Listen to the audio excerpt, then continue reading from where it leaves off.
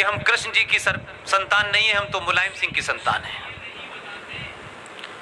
यादवों से खुलेआम कहता हूं मैं, तुम तय करो कि तुम लालू की संतान हो, मुलायम की संतान हो या भगवान कृष्ण की संतान हो। वो फैसला फाइल में दबा रहा, लेकिन आप और आपके क्षेत्र का एक अलग मिजाज है। आपके हाई कोर्ट की जो बेंच है जबलपुर की, उसमें दो महान आदमी बैठे हुए थे। उन्होंने उस फैसले को तत्काल लपक लिया। जस्टिस अजीत सिंह और जस्टिस संजय यादव, और उस फैसले की सुनवाई की तो कुछ लोग गए टोपी लगा के, कुछ फादर भी भागे वहां, साहब ये कैसे हो जाएगा। बहस कराई जानबूझ करके, क्योंकि उनके तथ्य बड़े मजबूत थे। टोपी वाले ये साबित करना चाहते थे कि गीता हिंदुओं का ग्रंथ है। फादर ने भी कुछ कुछ ऐसे ही कुछ उल्टे सीधे तर्क दिए। दोनों को पूरा टाइम दिया कि आप साबित करें कि गीता का हिंदुओं के मजहब से, धर्म से, फेथ से कोई लेना देना है। साबित नहीं कर पाए। दोनों जजों ने फैसला दिया कि गीता भारत का राष्ट्रीय ग्रंथ है, लेकिन सिर्फ इतना ही फर्क है कि उत्तर प्रदेश में कृष्ण भगवान के वंशजों की सरकार थी और आपके यहां शिवाजी की सरकार थी। आपके मुख्यमंत्री ने जैसे ही फैसला आया, तत्काल तौर पर गीता के सार को क्लास 9 में और 10th में कंपलसरी कर दिया। ये 2011 की बात बता रहा हूं। लेकिन एक डॉक्टर साहब जो 14 में दिल्ली आए, उन्होंने सारा अध्ययन किया। श्रीवास्तव साहब से जब जब पैर छूता हूं तो मैंने कहा डॉक्टर साहब को आपने बता दिया? बोले सब कागज दे आया हूं मैं। इसलिए खामोशी से काम कैसे होते हैं, इसका असर देखिए। 2015 में जब थोड़ा उथल पुथल ठीक हो गई, राष्ट्रपति भवन गए। राष्ट्रपति भवन में जाकर के राष्ट्रपति से पूछा, पहली बार राष्ट्रपति से कोई प्रधानमंत्री इस तरह बात कर रहा था। राष्ट्रपति से पूछा कि भारत की पहचान के रूप में आप विदेशी नेताओं को, विदेशी शासनाध्यक्षों को क्या देते हैं? प्रणब मुखर्जी का पाला पहली बार पड़ा था। उन्होंने तत्काल झटपट में कहा कि हम ताजमहल देते हैं। उसने ये सवाल वही पूछा कि ताजमहल भारत की पहचान कब से हुई? उन्होंने कहा यही परंपरा है। उसने कहा इसे बंद करते हैं। ढंडोरा नहीं पीटा। दुनिया के सबसे बेहतरीन पब्लिशर्स को बुलाया। पहले होमवर्क करता है वो पूरा, और जब टीचर के पास जाता है तो पूरे जवाब लेके जाता है। जैसे ही इन्होंने कहा कि ये नहीं, आज से गीता जो है भारत का राष्ट्रीय ग्रंथ होगी, जितने भी विदेशी मेहमान आएंगे उन्हें गीता दी जाएगी, और राष्ट्रपति भवन में हर भाषा में,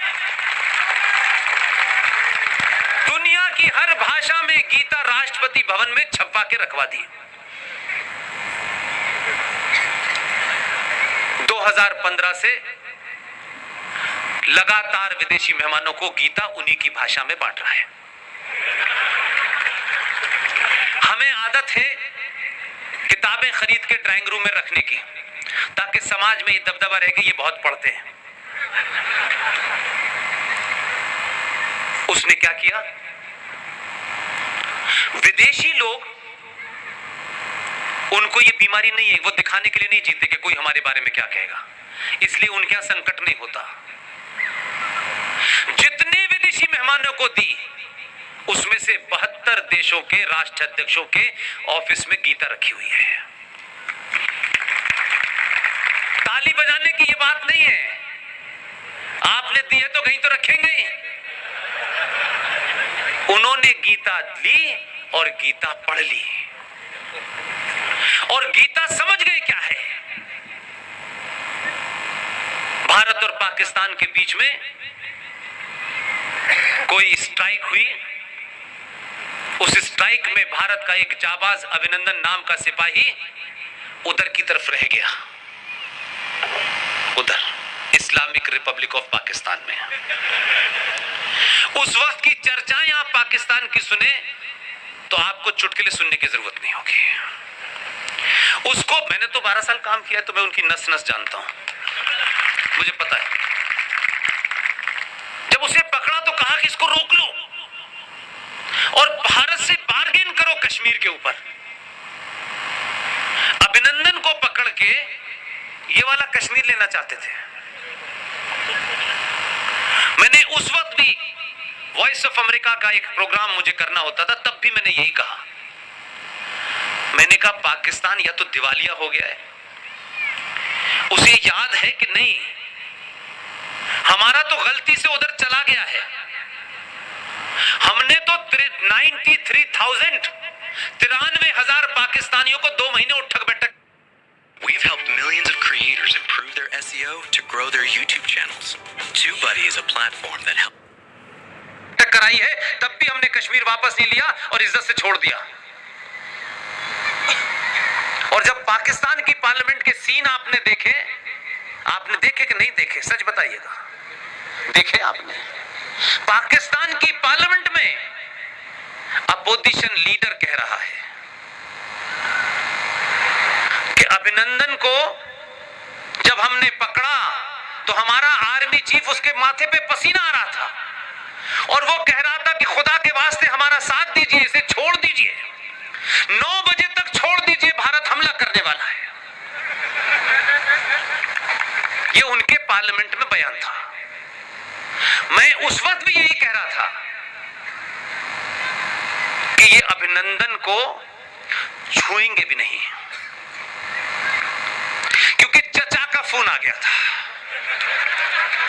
अंकल ने कहा इसे छोड़ दो। गीता मैंने भी पढ़ ली और पढ़ने वाला बांट रहा है, ये कुछ और करने वाला है। तब ये राज खुला कि भारत की मिसाइल लग चुकी थी। तो 9 बजे तक ये सोच करके कि पाकिस्तानी मर्द जो होता है उसमें इस्लाम का ज्यादा उबाल होता है, कहीं अभिनंदन को जब बॉर्डर पे छोड़ने जाए कहीं गड़बड़ ना कर दे, इसलिए खूबसूरत सी महिला भेजी कि इसी को लेके जाओ, ये गड़बड़ ना कर दे, कहीं इसकी गड़बड़ देश को महंगी पड़ जाएगी। तो अभिनंदन को पूरे सम्मान के साथ छोड़ा, इसलिए नहीं, इसलिए छोड़ा कि विश्व के बड़े नेताओं ने कहा मजाक मत करना इसके साथ में, ये मजाक नहीं बर्दाश्त करेगा। हम जानते हैं इसको, हमने गीता पढ़ी है, तुमने नहीं पढ़ी है। तो बदलाव जमीन पे कैसे होता है इसको समझने की कोशिश कीजिए। भारत की विदेश नीति, भारत की रक्षा पॉलिसी का एक सूत्र वाक्य है, हम पहले हमला नहीं करेंगे। ये दुनिया में पहला ऐसा मूर्ख देश था जिसकी पॉलिसी ये थी कि हम हमला नहीं करेंगे, हमला हमारे ऊपर हो जाएगा उसके बाद करेंगे, उसके बाद तुम रहोगे तब करोगे ना। तो इसके लिए कोई डॉक्ट्रिन नहीं बनाई उसने एक दिन उठा और उसने कहा कि हमें ये जो बालाकोट जगह है, हमें पता चला है कि यहां से कुछ लोग भारत पे हमला करने वाले हैं, हमें पता चला है, तो इससे पहले ये हमला करे इसे हमने कर दिया। इसका मतलब समझे आप? पाकिस्तान समझ में आ गया पाकिस्तान को। उन्होंने कहा कि ये जो आए थे शांति के कबूतर उड़ा रहे थे गुलाब का फूल लगा करके, इन्होंने ये जो योजना बनाई थी कि भारत किसी पे हमला नहीं करेगा, उसने एक ही घटना में भारत की फॉरेन पॉलिसी बदल दी है। भारत का जो राष्ट्रीय खेल है उसका सूत्रवाक्य पता है क्या है आपको? राष्ट्रीय खेल तो पता है ना क्या है? हॉकी। हॉकी का सूत्रवाक्य क्या है? मैंने हॉकी खेली है इसलिए थोड़ा मुझे आइडिया है। हॉकी का सूत्रवाक्य है attack is the best defence. लेकिन भारत की राष्ट्रीय नीति यह थी कि हम हमला नहीं करेंगे। उसने एक ही हमले में भारत की विदेश नीति और रक्षा पॉलिसी को बदला। उसने कहा नहीं, हमें जब भी पता चलेगा कि कसब कहां से चला है, हम घर में ही मार देंगे उसको, हम आके मार देंगे, हम सर्टिफिकेट नहीं देंगे कि ये आया था, गया था, यहां था, वहां था। इसलिए पाकिस्तान के जो प्रॉक्सी सोल्जर हैं, जो फुट सोल्जर हैं भारत में, वो परेशान हैं।